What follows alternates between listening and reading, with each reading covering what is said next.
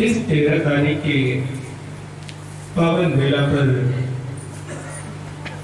विराजमान माँ भगवती माँ काली जो समस्त लोगों की जननी है, जो दुख हारनी कही जाती है, शंकर तारणी कही जाती है और ब्रह्मा विष्णु महेश भी जिनके चरणों में शीश नवाते हैं, ऐसी माँ भगवती माँ काली के चरणों में सहस्त्र कोटि प्रणाम करते हुए उनके दर्शनों के लिए आए हुए समस्त सूक्ष्म शक्तियों को भी मैं नमन करता हूँ, वंदन करता हूँ और उन समस्त सूक्ष्म शक्तियों से निवेदन करता हूँ कि वह अपना यथाउचित स्थान ग्रहण करें।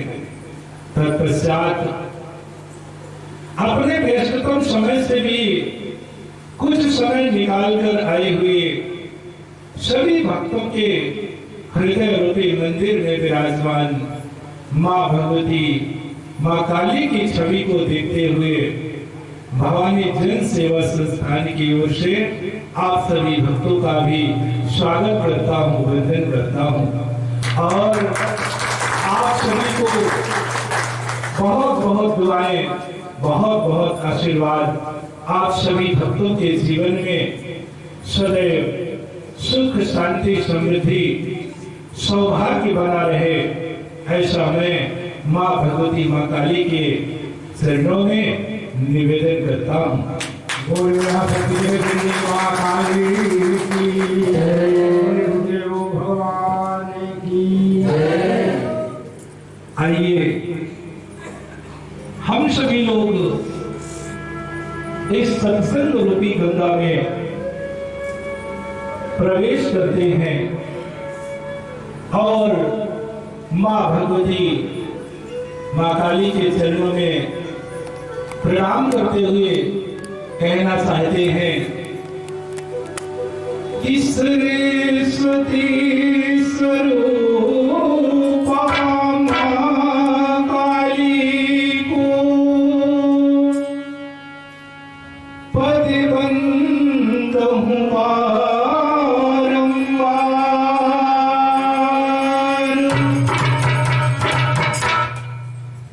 शंकर गौरी गणेश को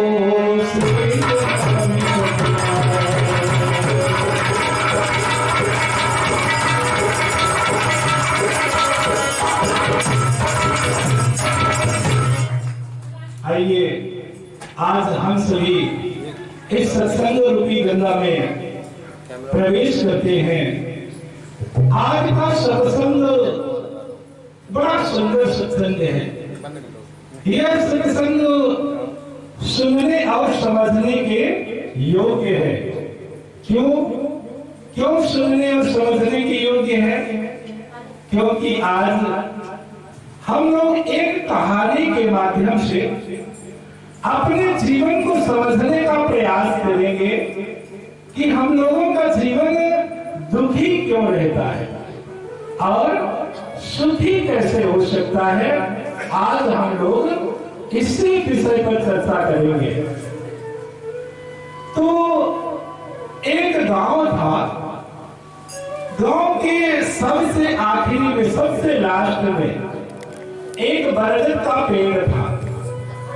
सभी ग्रामवासी दिन में अपने काम धाम से फुर्सत होकर के शाम के समय उसी बरगद के नीचे जाकर बैठ करके कीर्तन भजन किया करते थे, भगवत भजन करते थे। क्योंकि कीर्तन भजन करने से मन को शांति मिलती है। मन कुछ देर के लिए, कुछ पल के लिए संसारिकता से दूर हो जाता है। इसलिए कीर्तन भजन करने से शांति मिलती है।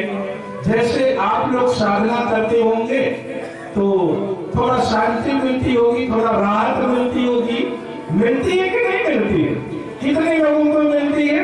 सबको मिलती है। तो एक बार ताली तो बजा दी है अपने लिए। चलिए, बड़ी अच्छी बात है कि आप सभी को कीर्तन भजन करने से, साधना करने से शांति मिलती है। तो उसी तरह से उन सभी गांव वालों को भी कीर्तन भजन करने से शांति मिलती थी। इसलिए सभी ग्रामवासी शाम के समय वहां एकत्रित होते थे, इकट्ठा हो करके कीर्तन भजन किया करते थे। इस तरह से उन सभी गांव वालों का जीवन व्यतीत हो रहा था कि एक दिन अचानक गांव वालों की नजर पड़ती है कि वह पेड़ की पत्तियां मुरझाई हुई है, उस पेड़ की पत्तियां सूख रही है। उस पेड़ को सूखते हुए देख करके तो सभी गांववासी चिंतित हो जाते हैं, दुखी हो जाते हैं और अपने अपने विचार के आधार पर, अपने अपने ज्ञान के आधार पर सभी, कोई खाद लाता है, कोई पानी डालता है, तो कोई दवाइयां डालता है। इस तरह से वह लोग प्रयास कर रहे थे, परंतु उन गांव वालों के लाख प्रयास करने के बाद भी वह पेड़ हरा नहीं हो रहा था। सभी ग्रामवासी बड़ा दुखी हो गए कि अब हम लोगों के पास तो केवल एक ही पेड़ था जहां पर बैठ करके हम लोग कीर्तन भजन करते थे।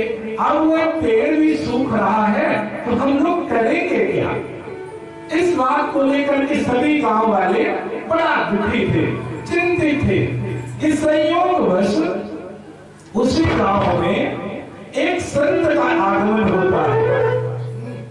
संत जी को देख करके सभी गांववासी बड़ा प्रसन्न होते हैं और दौड़ते हुए संत जी के पास जाते हैं, उनके चरणों में प्रणाम करते हैं और जयकारे लगाने लगते हैं। कहते हैं, संत भगवान की जय, भगवान की जय। संत जी कह रहे हैं कि भैया रुक तो जाओ, आखिर बात क्या है, तुम लोग क्यों जयकारे लगा रहे हो? लेकिन कोई गांव वाला सुनने के लिए तैयार नहीं है, तो जयकारे पर जयकारे लगाए चले जा रहे हैं। संत जी थोड़ा तेज आवाज में कहते हैं कि थोड़ा रुक तो जाओ, सुन तो लो, तुम लोग क्यों परेशान हो, क्यों जयकारे लगा रहे हो? सभी गांव वाले यही कहते कि महाराज, हम लोगों का सौभाग्य था, भगवान ने ही आपको भेजा है यहाँ। निश्चित है भगवान का स्वरूप ही है आप, इसलिए हम लोगों के दुख को दूर करने के लिए ही आप यहाँ आए हैं। संत जी बेचारे परेशान हो गए, कोई सुनने के लिए तैयार नहीं, सब अपनी अपनी ही बात सुनाते चले जा रहे हैं। संत जी कहते हैं कि भैया पहले बताओ तो सही कि आखिर क्या बात है, तुम लोग हमें देखकर इतना उत्साहित क्यों हो? तब गांव वाले कहते हैं कि हे महाराज, हम लोगों के गांव के अंत में एक बरगद का पेड़ था। उस पेड़ के नीचे हम सब लोग बैठकर कीर्तन भजन करते थे, लेकिन वह पेड़ सूखता जा रहा है। हम लोगों के लाख प्रयास करने के बाद भी वह पेड़ हरा नहीं हो रहा है, तो भगवान ने आपको भेज दिया है, अब आप ही इस पेड़ को हरा कर दीजिए। कोई ऐसा उपाय बताइए जिससे यह पेड़ हरा हो जाए।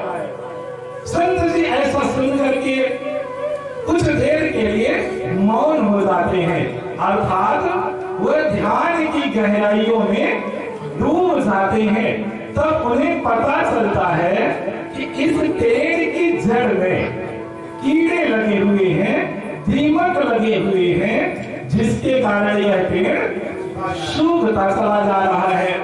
जब संत जी को पता चलता है तो संत जी गांव वालों से कहते हैं कि भाई इस पेड़ को जो आप लोग दवाइयां दे रहे हैं, पानी दे रहे हैं, तो अभी तक आप लोग पेड़ में दवाइयां दे रहे हैं, लेकिन उसके सूखने का कारण आप लोगों को पता नहीं चला।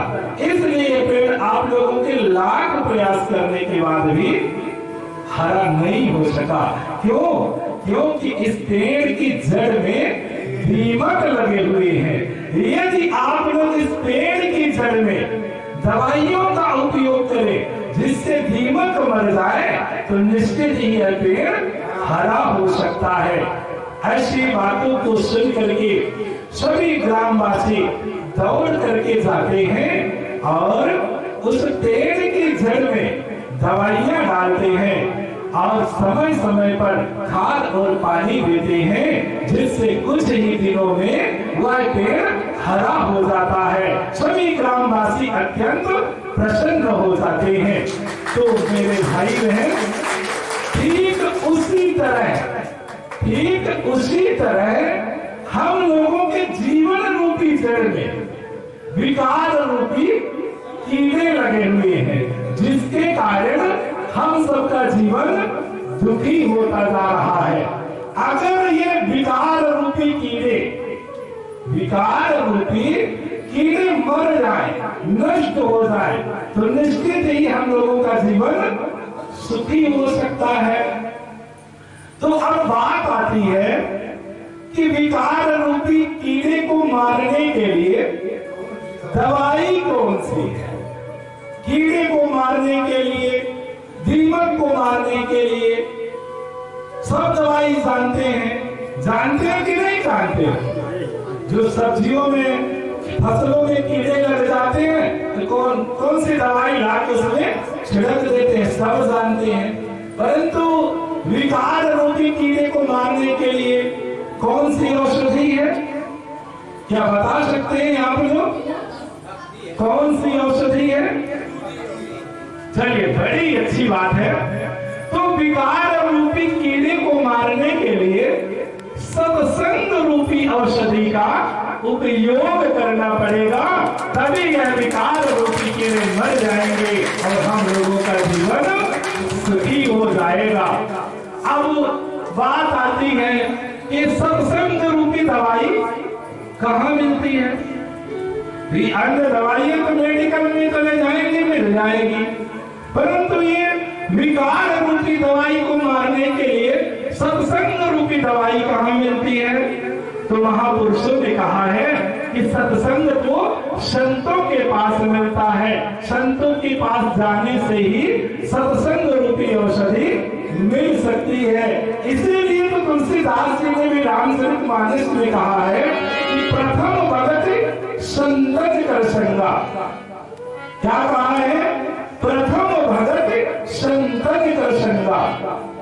हमें संतों के पास जाने से, संतों के सानिध्य में रहने से सत्संग की प्राप्ति हो सकती है, मिल सकता है। और उसमें भी, सत्संग में भी, तो अब सत्संग है क्या? पहले तो हमें ये जानना चाहिए सत्संग किसे कहते हैं, सत्संग का अर्थ क्या है। तो सत्संग उसे भी कहा जा सकता है जहां 4-6 लोग बैठ करके धुआं, चिलम, बोतल, उसे भी सत्संग कह सकते हैं ना। सत्संग ही है ना, 4 लोग बैठ के अपने हिसाब से सत्संग कर रहे हैं, वो भी तो सत्संग है। और कहीं पर 4-6 लोग बैठ करके भगवत भजन कर रहे हैं, भगवत चर्चा कर रहे हैं, वो भी सत्संग है। तो कहने का तात्पर्य है कि एक सत्संग विनाश की ओर ले जाता है कि नहीं ले जाता, और दूसरा सत्संग विकास की ओर ले जाता है। अब निर्णय तो हमें करना चाहिए कि हमें किस सत्संग में जाना है, किस सत्संग में नहीं जाना है। तो संतों के सानिध्य में जाने से ही असली सत्संग की प्राप्ति हो सकती है। और सत्संग में भी कहीं मां भगवती जगदम्बा की कथा का सत्संग मिल जाए तो जीवन संवर जाता है, व्यक्ति संसार सागर से पार हो जाता है। जय माता भगवती माता की जय, श्री सतगुरुदेव जी भगवान की जय। भगवती की कथा रूपी सत्संग मिलने से जीवन क्यों संवर जाता है? क्योंकि इससे बढ़ करके मां भगवती की कथा से बढ़ करके संसार में कोई दूसरा कथा, दूसरा सत्संग नहीं है। इसकी महिमा का स्वयं व्यास जी वर्णन करते हैं राजा जन्मेजय से। और राजा जन्मेजय से कहते हैं कि राजन, मां भगवती जगदम्बा की कथा से बढ़ करके दूसरा कोई सत्संग, दूसरी कोई कथा नहीं है। यहां तक कि व्यास जी कहते हैं कि राजन, जितना सभी 18 पुराणों को सुनने में फल मिलता है, जितना 18 पुराणों को सुनने में फल मिलता है, उससे 100 गुना ज्यादा, उससे 100 गुना ज्यादा मां भगवती की कथा को सुनने से पुण्य फल प्राप्त होता है। और व्यास जी आज कहते हैं कि पुराणानां तो सर्वेषां श्रवणाद्यत फलं लभेत, तस्मात् सद्गुणं पुण्यं देवी भागवता लभेत। क्यों ये समस्त पुराणों में से बढ़कर के है? यह देवी भागवत पुराण या मां की कथा उसी तरह श्रेष्ठ है जिस तरह से इस धरती पर नदियों में किसको श्रेष्ठ माना गया है? गंगा को। इस धरती पर सबसे श्रेष्ठ नदियों में गंगा को माना गया है। और देवताओं में किसको माना गया है? देवताओं में किसको श्रेष्ठ माना गया है? भगवान शंकर को। वह देव नहीं है, वह तो महादेव है। इसलिए उठाइए दोनों हाथों को और बोलिए, बोलिए शंकर भगवान की जय। शंकर भगवान देव नहीं है, वह तो महादेव है। इसलिए व्यास जी कहते हैं कि यथा सरित्सु प्रविरा गंगा देवेषु शंकरः, काव्ये रामायणं यज्ज्योतिष्मस्तु यथा रवि। तो नदियों में गंगा को श्रेष्ठ माना जाता है, देवताओं में भगवान शंकर को श्रेष्ठ माना जाता है, और काव्यों में किसको श्रेष्ठ माना जाता है? वाल्मीकि रामायण को। और प्रकाश देने में किसको तेज कहा गया है?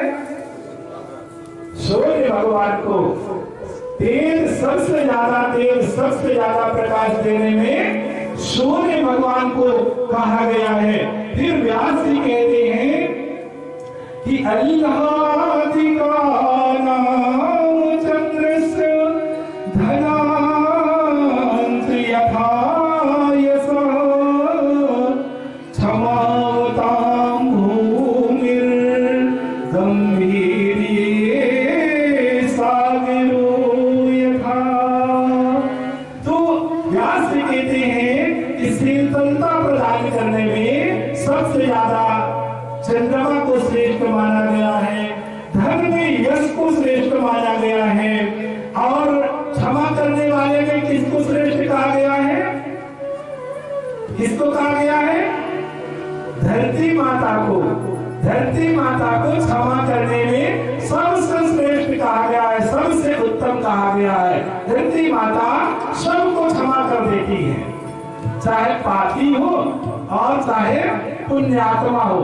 क्या धरती कभी किसी को कहती है कि हम तुम्हें अपने ऊपर नहीं रहने देंगे? नहीं कहती, वह सभी को क्षमा कर देती है। इसलिए कहा गया है कि क्षमावताम भूमि। फिर गंभीरता में किसको कहा गया है? गंभीरता में सागर को कहा गया है, समुद्र को कहा गया है। उसमें कभी बाढ़ नहीं आती, चाहे जितनी बारिश हो जाए, चाहे जितनी बारिश हो जाए। परंतु क्या समुद्र में कभी बाढ़ आती है? कभी बाढ़ नहीं आती समुद्र में। बाढ़ तो छोटे मोटे नालों में आती है। कई कई नाले तो ऐसे होते हैं कि बादल को देख करके ही उफान भरने लगते हैं। जैसे कई व्यक्ति होते हैं कि थोड़ा सा धन उनके पास आया तो फिर वो सीधा ऐसे करके चलने लगते हैं, अकड़ करके चलने लगते हैं। और कई लोग ऐसे भी होते हैं कि उनके पास चाहे ट्रकों धन आ जाए, परंतु कुछ चुट नहीं करते, शांत बने रहते हैं, गंभीर रहते हैं। उसी तरह से सागर में गंभीरता रहती है।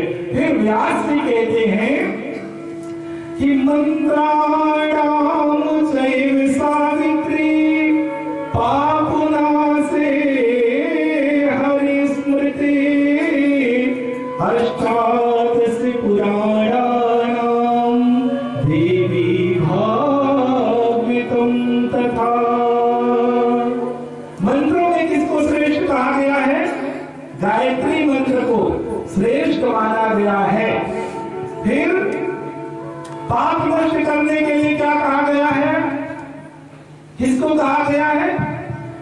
हरि का भजन करना, हरि का कीर्तन करना। इसीलिए तो गोस्वामी तुलसीदास जी ने भी रामचरितमानस में कहा है, क्या कहा है कि कलियुग केवल नाम आधारा, सुमिर सुमिर करे उठे नहीं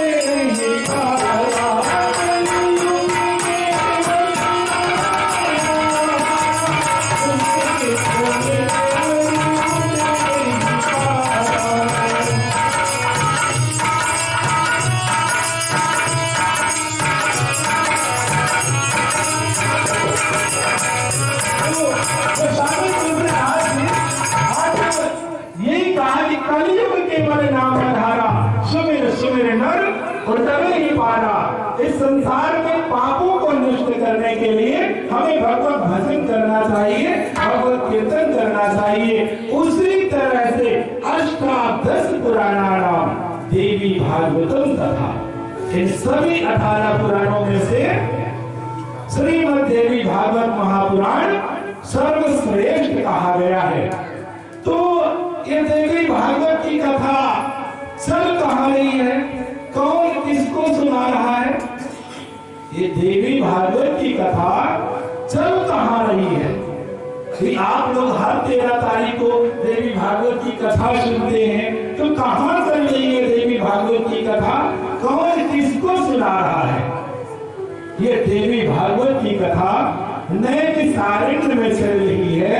श्री सूत जी 88,000 ऋषियों को श्रवण करा रहे हैं। तो आइए आज हम लोग भी चलते हैं नैमिषारण्य में, जहां मां भगवती की कथा चल रही है। तो कितने लोग आज नैमिषारण्य चलने के लिए तैयार हैं? सभी तैयार हैं? तो एक बार जोर से ताली बजाइए और मां भगवती के नाम को जय घोष करिए।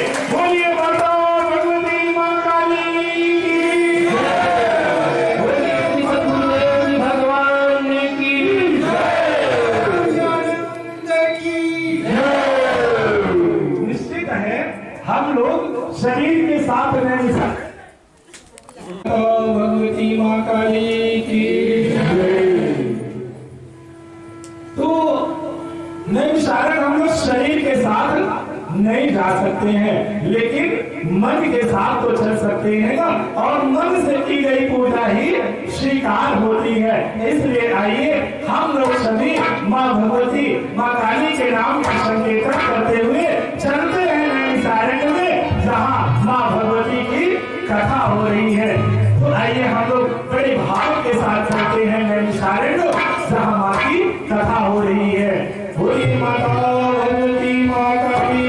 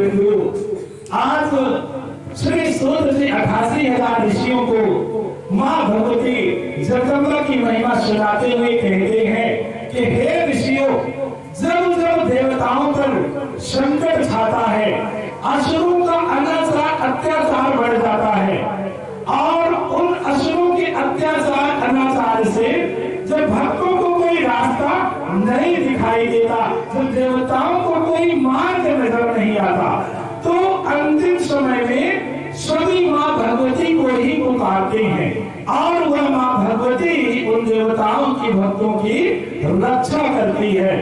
उसी तरह से हे ऋषियों, एक समय की बात है जिस समय माता सती अपने पिता दक्ष के यहाँ यक्ष कुंड में अपने प्राणों को त्याग देती हैं, उसी समय भगवान शंकर माता सती के वियोग में बड़ा दुखी हो जाते हैं, बड़ा दीनहीन हो जाते हैं और माता सती के सब शरीर को कंधे पर रख करके चारों दिशाओं में भ्रमण करते हैं।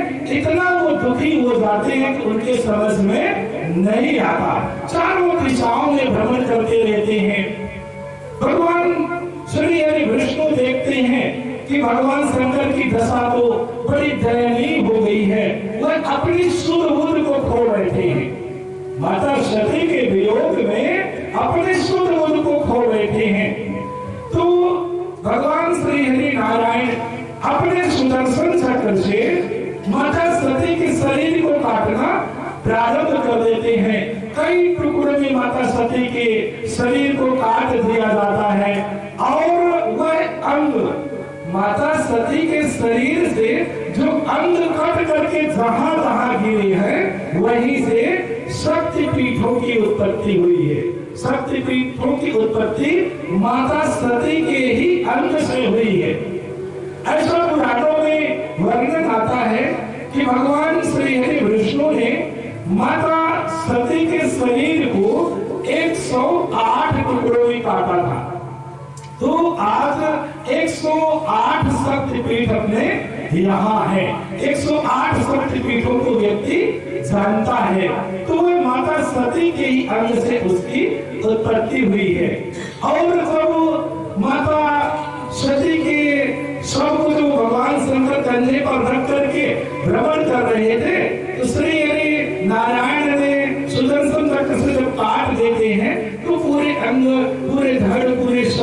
जाते हैं जमीन पर, तो भगवान शंकर व्यथित होकर के दुख को सहन नहीं कर पाते और वह एक स्थान पर बैठ करके समाधिस्थ हो जाते हैं।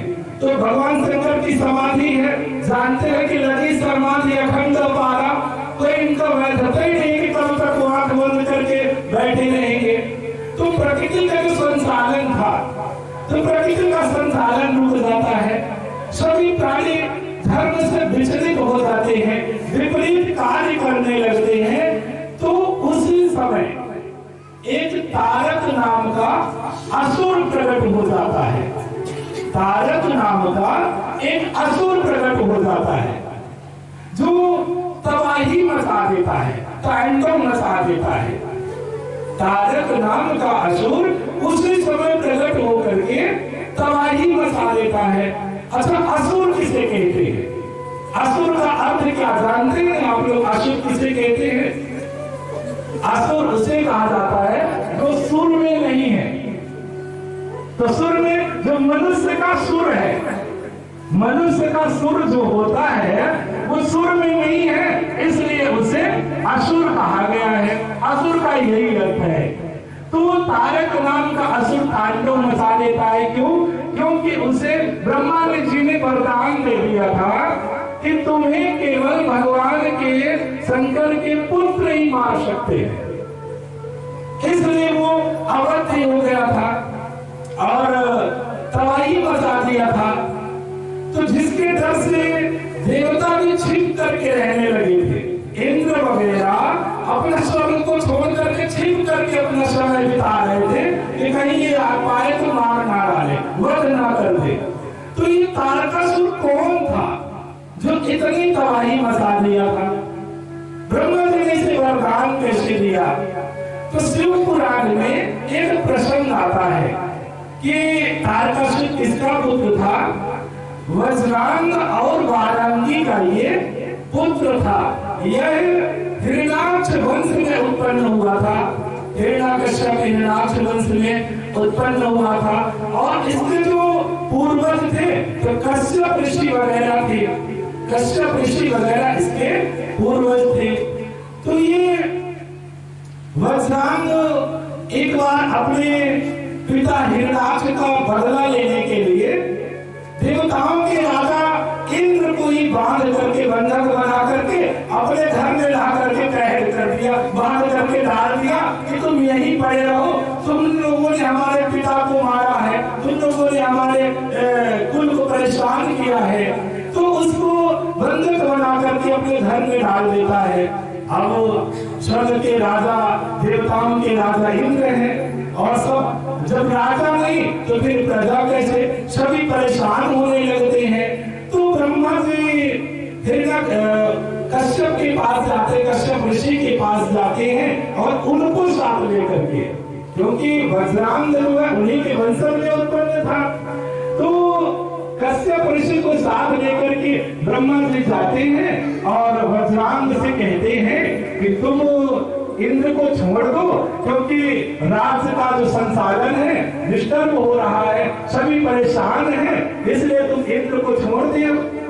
तो वज्रांग अपने पूर्वजों की और ब्रह्मा जी की बातों को मान करके इंद्र को रिहा कर देता है, छोड़।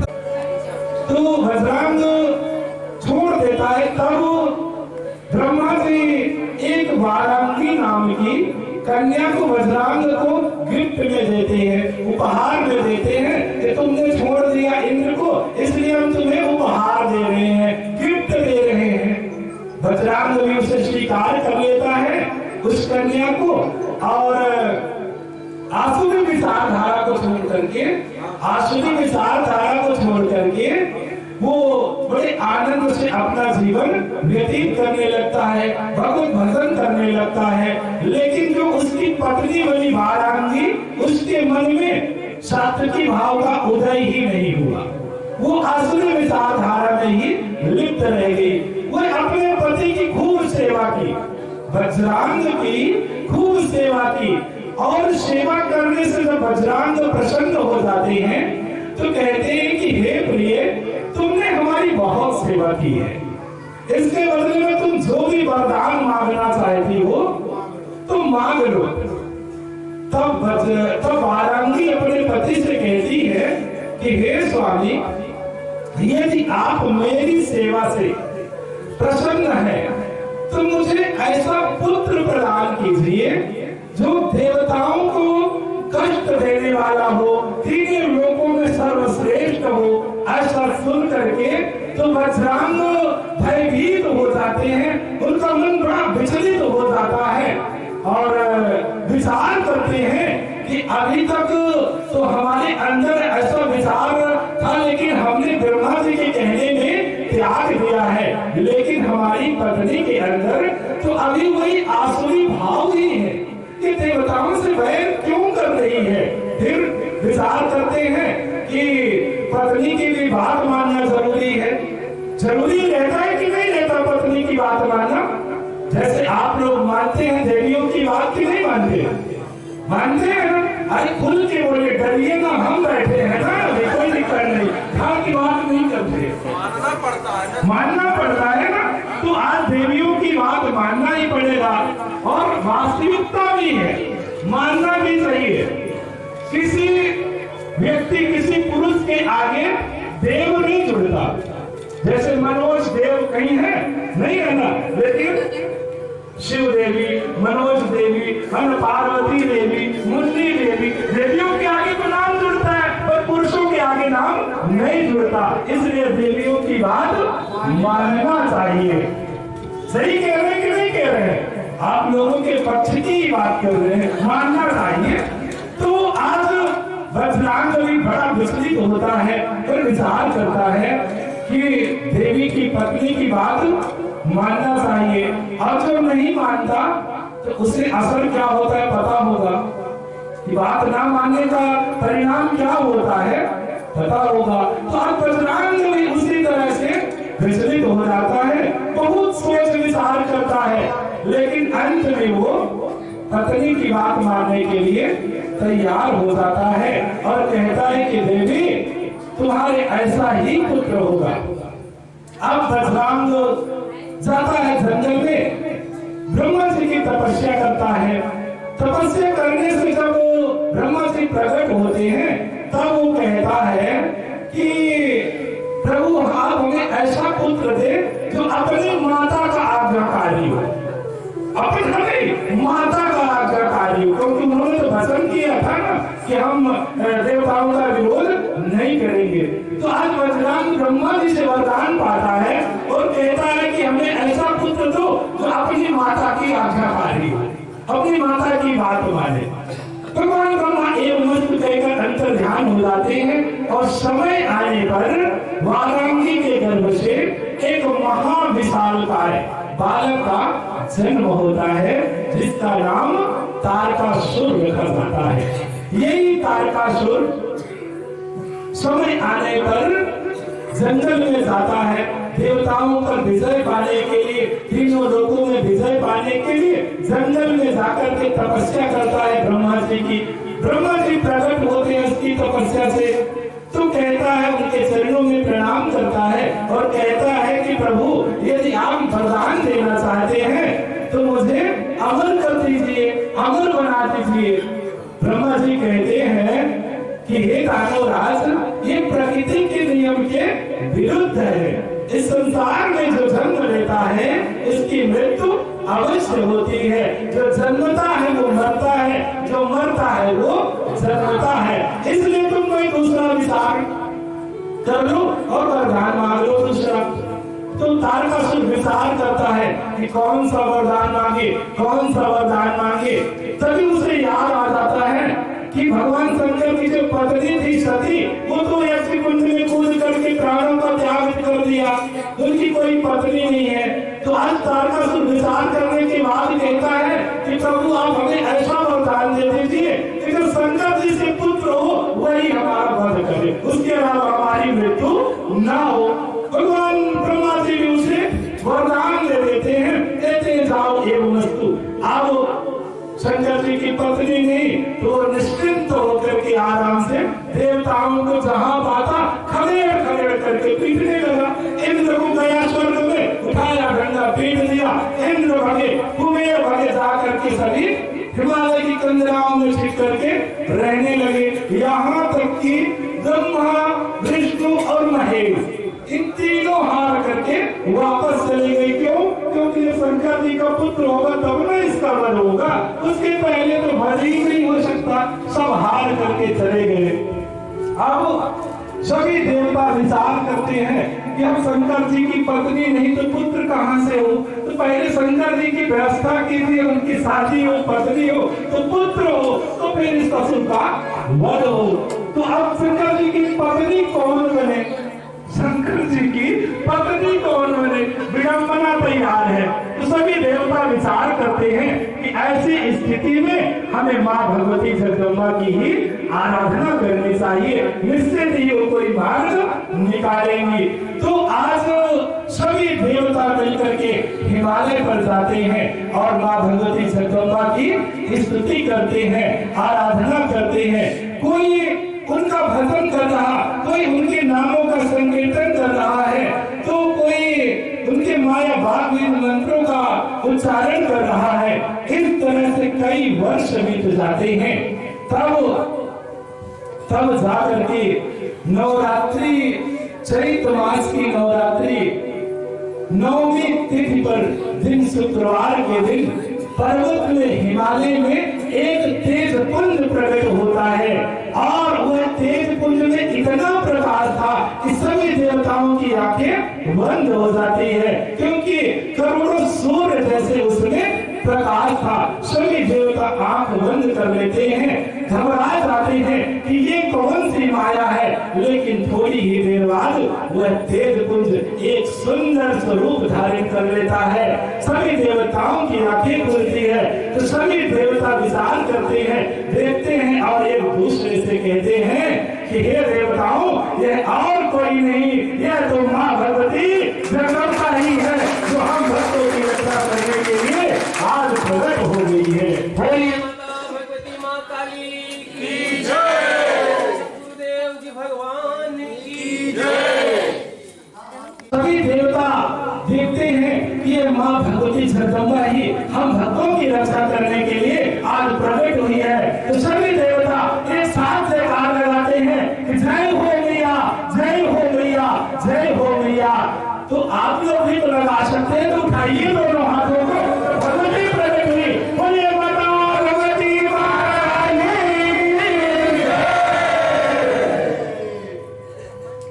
तो सभी देवता माँ के चरणों में आज प्रणाम करते हैं और कहते हैं कि मैया, ये तारकासुर नामक एक असुर तैयार हो गया है जो हम देवताओं को खदेड़ खदेड़ करके मारता है। मैया इतना मारा है कि हम लोगों की हड्डी पसली टूट गई है। मैया अब आप ही रक्षा कीजिए, हम लोगों को प्राणों की रक्षा कीजिए मैया। तो माता जी कहती कि ऐसा क्या हो गया है जो ये तारकासुर तुम लोगों से अवध्य हो गया है। तो सभी देवता कहते हैं कि मैया, आपसे कौन सी बात छिपी है, आप तो सब जानती हैं, फिर भी आप मुझसे पूछ रही हैं। तो हम कहना चाहते हैं कि ब्रह्मा जी ने इसको वरदान दे दिया था कि शंकर जी के पुत्र से ही तुम्हारी मृत्यु होगी, और मैया भगवान शंकर की कोई पत्नी नहीं है, इसलिए मैया कोई उपाय कीजिए और भगवान शंकर की पत्नी हो जाए जिससे इसका वध हो सके। तो माँ भगवती जगदम्बा आज भक्तों की रक्षा करने के लिए कहती है कि देवताओं, तुम लोग चिंता न करो, मैं स्वयं पर्वतराज हिमालय के घर में जन्म लूंगी और तब तुम लोग प्रयास करना कि हिमालय भगवान शंकर को विवाह करते, उनके साथ में विवाह करते। समय आने पर ऐसा ही होता है और हिमालय के यहाँ एक सुंदर पुत्री का, कन्या का जन्म होता है जिसका नाम पार्वती रखा जाता है और समय आने पर भगवान शंकर के साथ विवाह किया जाता है और उन्हीं के यहाँ कार्तिकेय का जन्म होता है, फिर तारकासुर का वध हो जाता है। तो कहने का तात्पर्य है कि भक्तों की रक्षा करने के लिए माँ तो अनेक स्वरूपों को धारण कर लेती है, इसलिए आप लोग कभी परेशान मत होइए। चाहे जितनी परेशानी हो, जितनी बड़ी समस्याएं हो, निश्चित मां भगवती के चरणों में पूर्ण श्रद्धा, विश्वास और समर्पण के साथ लगे रहिए। निश्चित ही वो आपको पुकार को सुनेगी और आपके दुखों का अंत कर देगी, आपके सभी प्रकार के शत्रुओं का संहार कर देगी, जिससे आप सबका जीवन सुखी हो जाएगा, आनंदित हो जाएगा। इन्हीं शब्दों के साथ आइए हम लोग उस साधना की ओर चलते हैं जो साधना सर्वश्रेष्ठ साधना कही गई है, जिस साधना को स्वयं ब्रह्मा विष्णु महेश भी इस साधना को करते हैं। तो आइए हम लोग जयकारे के साथ इस साधना में प्रवेश करेंगे। तो बोलिए माता भगवती मां काली की जय, हमारे धाम की जय।